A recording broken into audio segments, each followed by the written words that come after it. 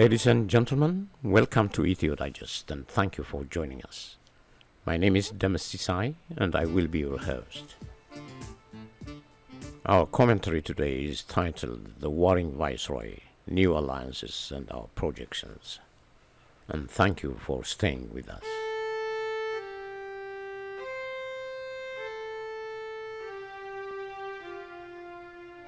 The geopolitical significance of the Horn region is only part of the problem, but the absence of goodwill, along with the overwhelming hate and greed, completes this dismal picture and grotesque portrayal of the region. Emerging recently as the financial and military heavyweight of the region, the new kid on the block, also known as Mohammed bin Zayed, has found it easy and lucrative to deal with extremist groups than to trade with legitimate central governments. Extremist groups in Libya, Algeria, Sudan, Yemen, and now in Arakil are fully funded by this rogue state. The ascension to power of Abiy Ahmed was a dream come true to the bin Zayed family. Let us explain why. A few weeks after swearing to defend and uphold the Ethiopian constitution in Addis Ababa, and in one of the most scandalous episodes in our nation's history, Abiy Ahmed Ali traveled to Abu Dhabi and denounced his allegiance to his nation and genuflected to the Emiratis' master and cuddled the matriarch of the bin Zayeds. Sheikha Fatima bin Mubarak and her son Mohammed bin Zayed were terribly astonished when the giggling prime minister asked the old lady to adopt him as a foster child. However unexpected and out of norm the demand was, Lady Fatima bin Mubarak was touched by Abiy Ahmed's well-rehearsed appeal for a loving mother. It was then and there Sheikha Fatima granted him his wish and adopted him as one of her sons. But it did not end there. Lady Fatima turned to her son and told him to accept and treat Abiy Ahmed as his own brother. Her son took that instruction with delight and joy. Ladies and gentlemen, by our calculations, this was the moment when Abiy Ahmed, the Prime Minister of Ethiopia, demoted himself to the level of a viceroy. And behind this kindergarten-level show-and-tell melodramatic episode is the ugly truth.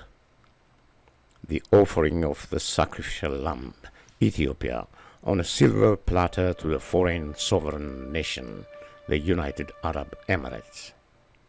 It is based on this factual premise that we are inclined to conclude that what we have in Arakil and its vicinity is nothing more and nothing less than a viceroy, acting on behalf of Abu Dhabi. This is the only explanation we could find for the continual domestic devastating war Ethiopia is engaged in, and the only explanation we could find for the upcoming large-scale conflict involving all the regional nations and armies. The incredible investigative report by Reuters about the building of a UAE-funded and Arakil-led military training camp in the Benishangul Gumuz region of Ethiopia did not surprise many who follow the region's decline into an inevitable war. But why choose war instead of other venues? Having established the status of Colonel Ahmed Ali as the new viceroy of the Emiratis, we must explain the rationale behind the choice of war as the only route Abiy Ahmed and his party decided to follow. This decision is essentially related to the following. 1. The return to peace creates the most dangerous circumstances for war criminals, war merchants, and people who are to be charged for crimes against humanity. Number 2. All who oppose the ruling party are serious threats to the continuation of its power. Therefore, a complete annihilation of the opposition is given a priority. Last but not least, the orders that come from Arakil do not originate from Abiy Ahmed's chambers. They are handed to him from his master in Abu Dhabi, named Mohammed bin Zayed, who is resolved to dominate the region and exploit its resources by any means necessary. This includes, but is not limited to, initiating and promoting wars, sponsoring extremist armed groups, and grabbing as much fertile land as possible. How else can this rogue state ensure its untapped access to the gold mines of Darfur regions of Sudan and western Ethiopia? How else can Abu Dhabi exert its weight in oil-rich Libya? The fact that the warmongering Viceroy of the Emiratis cannot rule without war is not the root of the problem. The core of the problem for the current state of the nation emerged when the Prime Minister abdicated his office and went into servitude to a foreign sovereign nation, namely the UAE. This explains why a person to whom the world awarded the Nobel Peace Prize and praised him as a peacemaker ended up being a warring viceroy of a rogue state. This explains why a poster child of Ethiopia turned the foster child of Sheikha Fatima is engaged in a non-stop 7-year genocidal war against his own people. This explains why a loose cannon who has waged continual wars that have already ravaged the country is threatening to invade Eritrea and annex Assab, is threatening to invade Tigray and turn Mekelle to look like Khartoum, is threatening to subdue Oromia and disarm Amharas and destroy their culture and identity. Ladies and gentlemen, this explains why Colonel Ahmed Ali, also known as Chemical Ali, can only speak of war. We will not delve into the fact-checking and tallying venture on how many lies Colonel Ali was able to pack in a 7-minute self-incriminating speech in the Ethiopian parliament. But the narrative, the excuse, and the motive for waging a perpetuating war, which he presented in his official address, should be of grave concern to everyone. His justification for the unprovoked aggression and invading Eritrea and annexing Assab, and his unequivocal resolve to achieve this by any means necessary, now known as Babale Wimbabole Declaration, and his reference of this upcoming battle as necessary as a security measure Israel took when it occupied the Golan Heights, have not only raised eyebrows, but have triggered the latest high-stakes commotion within the region's diplomatic community that dwarfed Addis Ababa. This Babale Wimbabole Declaration leaves no room for ambiguity in what it means. War. And of course, it does not consider the immense suffering and death Ethiopians and Eritreans will endure. But for the record, this hostile and diplomatically unbecoming declaration of war displays the ignorance of Birhanu Jula and Abiy Ahmed in the areas of history, geography, and diplomacy, and military science, plus their inability to comprehend the semantical attributions attached to the very phrase that recently became their favorite mantra.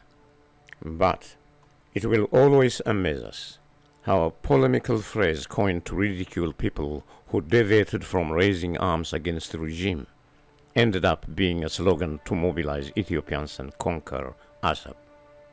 The mobilizing of 80% of Ethiopian military in 5 fronts stretching from the Afar region to Wolkait Humara can only mean one thing.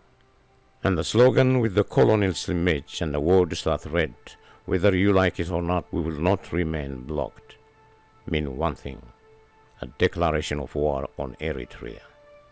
Having observed this declaration of war, when we go back to the latest last-minute diplomatic crisscrossing in the region, we are astounded by the stern warning the Turkish leader, President Erdogan, gave to Abiy Ahmed. Why?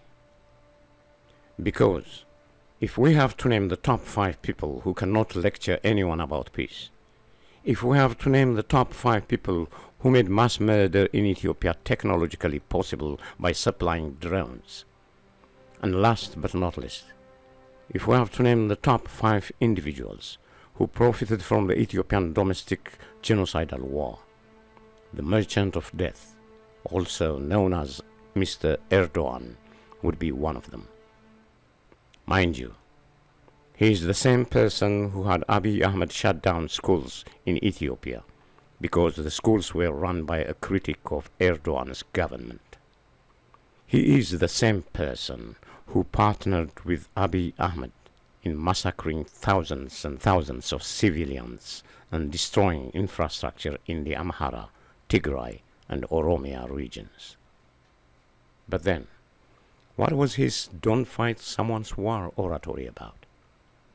It is nothing anyone will take to the bank.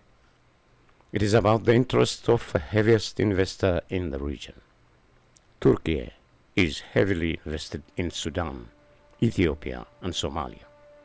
Any conflict that can result in a change of government spells big trouble for Erdogan's companies while favoring his regional rival, Mohammed bin Zayed. The person has done rather very well during the 7-year war. Why would he change course and talk about peace? That is where we would find the real meaning of his message. Mr. Erdogan does not appreciate Abu Dhabi's takeover of Ethiopia and believes Ethiopia should remain in his pocket. But apart from Turkey, the invasion of Eritrea would not be agreeable to Egypt, Sudan, Somalia, and the Kingdom of Saudi Arabia. The only 2 nations standing against this huge international alliance, and the only 2 nations that are openly and directly involved in supporting the RSF, are Arat Kilo and Abu Dhabi. This same couple, or rather Mohammed bin Zayed and his valet, also known as Chemical Ali, have decided long ago to invade Eritrea and Tigray. Their reason? Without engaging and weakening Eritrean and Tigrayan forces, who are heavily involved in assisting the Al-Burhan-led Sudanese government, the chances of reviving the RSF that is currently losing ground would be impossible.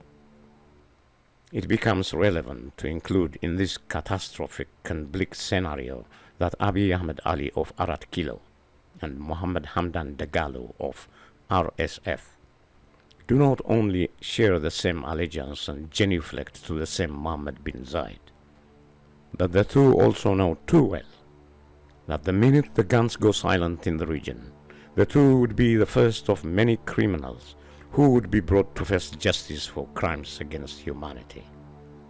It is then logical to conclude that the need to hold on to power by any means necessary, and the reason to continue feeding this insatiable appetite for violence with human lives and human blood, is deeply rooted in this fear of facing the long arms of the law. Mobilizing against this, we have a nation whose sovereignty is threatened. 5 major fronts are mobilized across the borders of Eritrea and Tigray, and the 6th defensive front is mobilized in the Ethio-Sudan border, an area where more trouble is brewing. In this respect, the thing to observe would be the very training camp that is supplying mercenaries to the RSF is ironically built a few kilometers away from the great Ethiopian Renaissance Dam on the Ethio-Sudan border. And this unprovoked aggression against Sudan was an open invitation to Al-Burhan's Sudanese army to retaliate.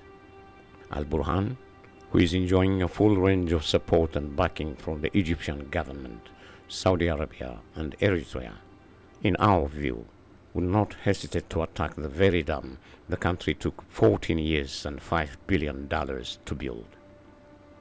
Yes, the invitees could not afford to take a chance and discard or shrug off this VIP invitation to a showdown. They have a reason. Their very survival depends on it. But whom should Ethiopians thank for the continual slaughtering of their brothers and sisters? Whom should Ethiopians give credit for the devastation and hunger, for the displacement and torment, But most importantly, who deserves the gratitude for positioning Ethiopia in this highly volatile and desperate and petrifying state? Chemical Ali of the Horn. It is the same man who sarcastically admitted to the sexual assault his army carried out on more than 100,000 Tigrayan women and girls. He is also the very person who cannot utter a sentence without lying. The same person who would even lie to the omnipresent God he believes created him. But now, what should people do? This is the combined 300 million lives question. For Eritreans, if they do not act now to avert this invasion and defend themselves, their chance of continuing as an independent sovereign nation would come to an end. For the Sudanese, to let Abiy Ahmed continue assisting the RSF would mean to continue to live in a war zone for many years to come. For Tigrayans, who are enduring the biggest man-made humanitarian crisis, to accept what is being done to them, meaning to accept the systematic annihilation of their community that is under siege, and to sweep under the carpet the 2-year war that consumed over 1 million of them, would mean nothing else but to sign their own death warrant. Therefore, the very existence of the juvenile delinquent in the Horn of Africa is rightfully interpreted as existential threat to the people of the region. Amharas, who have been the subject of a 31-month-old ethnic cleansing campaign that is still raging. Amharas, who have exhausted every peaceful means of ensuring their right to life, are left with no other alternative but to dismantle this tyrannical regime. The Oromos, who have endured 7 years of atrocious wars, and the Afar, the Somali, the communities in the southern and western parts of the nation, have come to realize that neither the Viceroy of Abu Dhabi nor the war he is waging belong to Ethiopians. In fact, the war Abiy Ahmed is waging is surmised by some analysts as the war of the two Mohammeds, referring to Mohammed bin Salman and Mohammed bin Zayed. Thus the tragedy. Thanks to Abiy Ahmed Ali, Ethiopians and the region are to endure a large-scale destructive war. Colonel Ali, also known as Chemical Ali of the Horn, is improvising on a never a dull moment or Chirsil Alodim baseline that accommodates variations as reckless as internationalizing a domestic war. The supplying of arms and equipment paid by the UAE and the building of a military training camp, and the training of conscripted and willing mercenaries to boost the formations of the RSF have but one meaning: an invitation to the Sudanese government to attack Ethiopia and the Ethiopian military. All this added together, along with the response we registered from the invited parties, Sudan and Eritrea, along with the raging war in the Amhara region, where Fano forces are controlling more and more territory, along with Tigrayans, who were pushed off the cliff by a kangaroo court in Arat Kilo, that shredded and tore apart the Pretoria Agreement and the Ethiopian Constitution with a single stroke of a pen, along with the increased activities around the capital and the Oromia region and the Benishangul Gumuz region by the OLF, along with the 2-week ultimatum given to the members of the Ethiopian military and the local militia and the police to surrender and to join the Amhara Fano national movement, which is getting a great response and expiring this week, along with the conflict materializing between Iran and the US, which Abiy Ahmed thinks would be the right time to begin a large-scale conflict without drawing attention from the international community. This montage tells us the war is not only inevitable, but as far as we are concerned, war is already underway. This is a blockbuster. Arat Kilo will not survive. But to make matters worse for the ruling colonel, or to put the icing on the cake for the Ethiopian people, an historic virtual global protest is to take place in the coming days and weeks. which would be the harbinger for an all-hands-on-deck insurrectionary movement. Ladies and gentlemen, this movement and this opportune moment, along with the people's resolve to be free from the ruling junta in Arat Kilo, have never blended together this well. We have too many moving parts and too many players to even digest these confrontations and battles, let alone predict the outcomes of this complicated proxy war. But we will be in a comfortable zone to dare and make a prediction on the outcomes of the Viceroy's war. Our take is based on the most vital relationship between the two major players on the ground, namely the relationship between Abiy Ahmed's government and Ethiopians. The most fundamental and crucial step for any army that is to fight a war of this scale and magnitude would be cementing of its relationship with its own people. Without this backing, the chance of winning any war would seem out of the question. The relationship we are talking about is better explained by the following image. The atrocities, including the looting and burning down of farmers' homes and grains in the Amhara region, including the large-scale burning of several hundreds of homes in the Oromia region, including the drone attacks on infrastructure and civilians in highly populated urban areas of Debre Tabor and Warreta, North and South Wollo, Shawa and Gojam, and keeping Tigray under siege. These are a few of the war crimes and crimes against humanity that took place this last week. But this one clip, where the Ethiopian military proudly recorded and shared with the world, clearly displayed the descent of the army from being a sought-after peacekeeping force in the continent to what it became, a Boko Haram Al-Shabaab style hate-mongering gang of juvenile delinquents. It is with this kind of relationship in its arsenal that the military mobilized its army to attack Eritrea and Tigray. And all of this is happening in the backdrop of a government-sanctioned, ongoing 31-month-old genocidal war in the Amhara region, the 7-year-old atrocious war in the Oromia region, and last but not least, the systematic and ethnic cleansing campaign of the last 5 years in Tigray. Thus, we can assert in confidence that the Ethiopian people and Abiy Ahmed's government can never reconcile their differences peacefully and live happily ever after. While that concludes our reasoning for the inevitability of a large-scale conflict, our take on the subject matter would have no room for ambiguity in calling the ultimate outcome. Ladies and gentlemen, we have no qualms in asserting that the Ethiopian people will prevail and will win this war fair and square.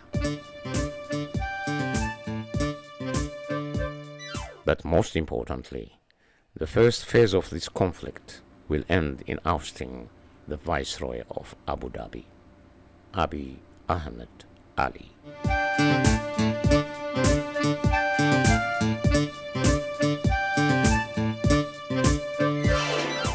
But what would be the cost of this victory? Immense and unbearable. Can anyone stop this war? Not likely. Where is the international community when another conflict of this magnitude is looming on the unfortunate souls across the region who are already in a war zone? Our history as a nation and as a continent does not allow us to speculate the emergence of saviors and educators.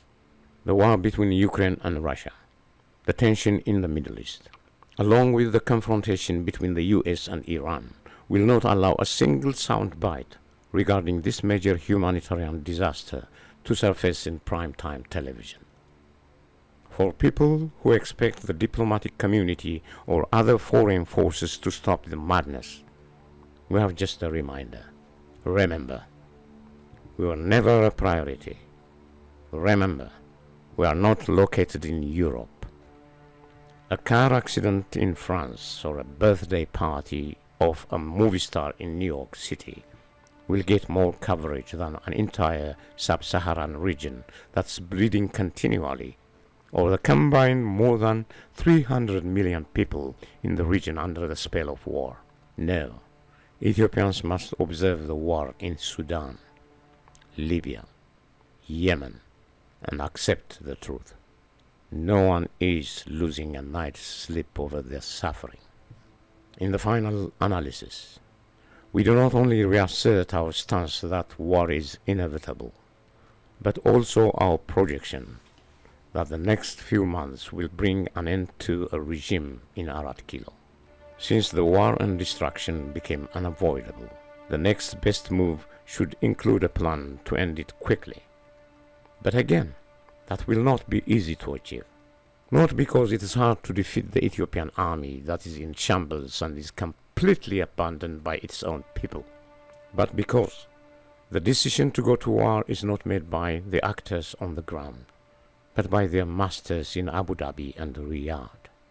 The war then is called by political analysts as the war of the two Mohammeds, the two who would not suffer but profit from this war. This investment in war by the two Mohammeds is just like their respective investment and ownership of their English Premier League teams, Newcastle United and Manchester City. The teams may lose or win a game.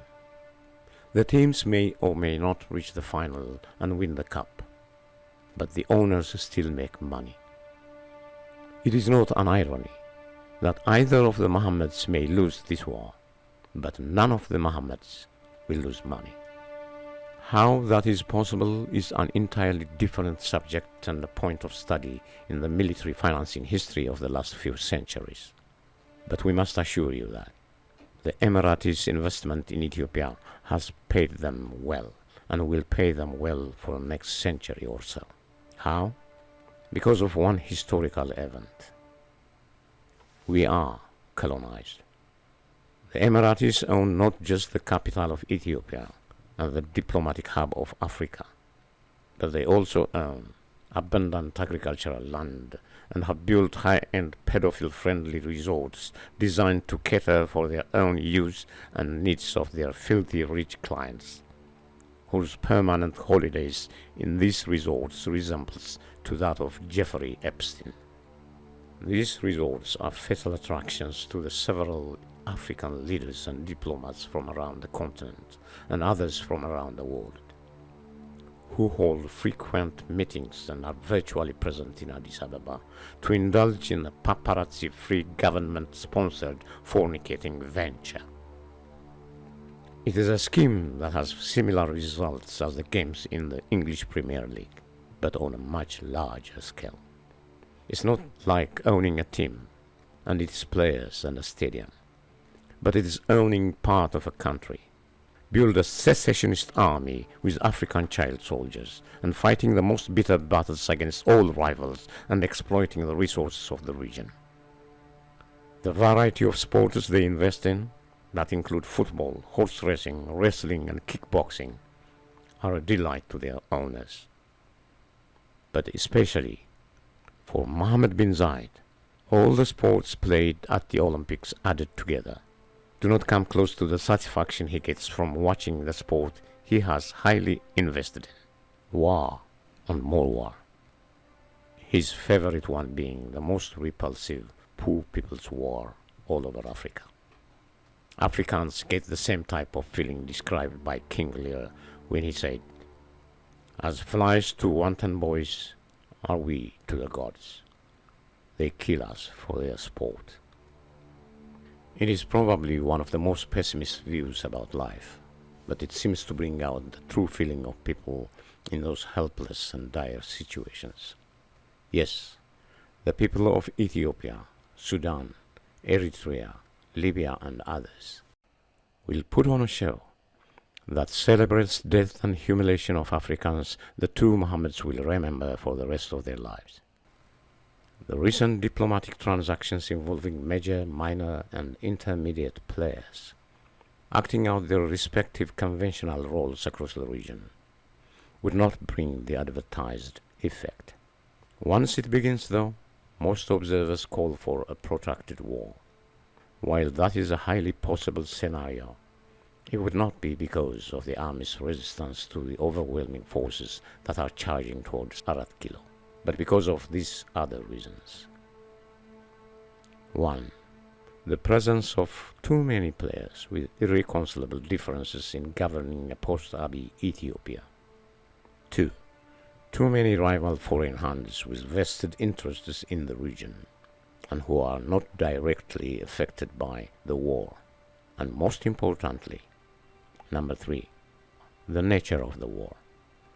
This is rather a highly crucial and yet highly overlooked or glossed over aspect in analyzing and ultimately projecting the duration and the victor of this war.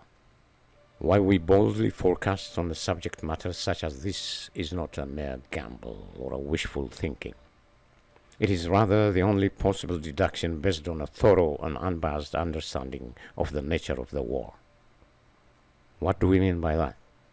Well, there are two wars.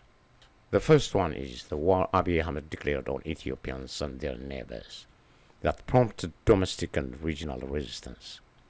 And we should note that we have enough reasons to believe that this war can be as protracted as any civil war. 2. There is another war. We are talking about a war that did not originate from a mere expansionist policy.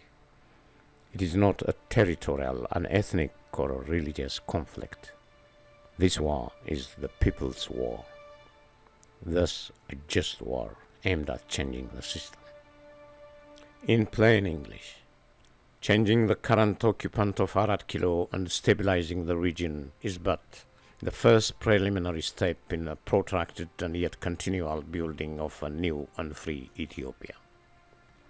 In spite of the latest exhibiting of his elite force, which amounts to nothing more than putting a lipstick on a pig and trying to call it something else, we would not be too concerned about the fate of Colonel Ahmed Ali, or his removal from office, which should come up shortly.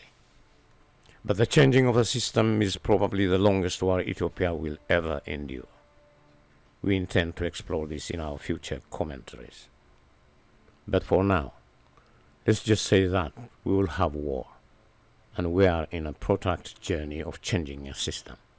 But we have no doubt that the removal of the current Viceroy and his repatriation to his adopted homeland of the Emirates would happen at a snap of a finger and much sooner than we expected. Yes, there will come a time when Abiy Ahmed will be the first Nobel laureate to face the charges for crimes against humanity. But it will be followed by a quiet and sobering day when Ethiopians across the land will mourn and pay tribute to the millions of Ethiopians who perished in this war of the Mohammeds and in this war of liberation. Dulce et decorum est pro patria mori. Sweet and fitting it is to die for one's country. Ladies and gentlemen, that concludes our presentation for the day. Thank you for joining us, and please don't forget to subscribe to our YouTube channel and share and like our programs. And most importantly, we wish you the best of times.